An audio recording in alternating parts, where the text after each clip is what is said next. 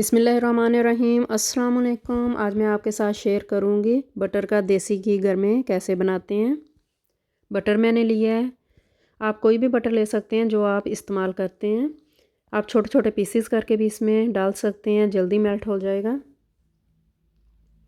अब मेल्ट होने का वेट करेंगे। थोड़ी थोड़ी देर बाद आप इसमें चम्मच चलाते रहें।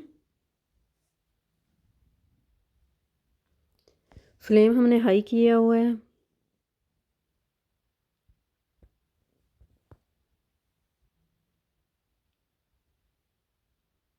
देखें बटर मेल्ट हो गया है।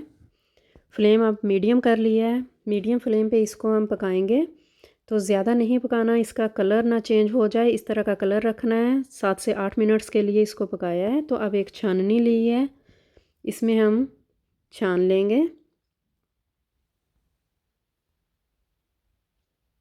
अगर ज़्यादा इसको पकाएंगे तो इसका कलर चेंज हो जाएगा, ज़्यादा डार्क हो जाएगा। तो इस तरह का हमने कलर रखना है।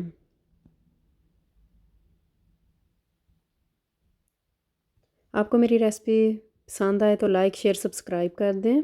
Thanks for watching.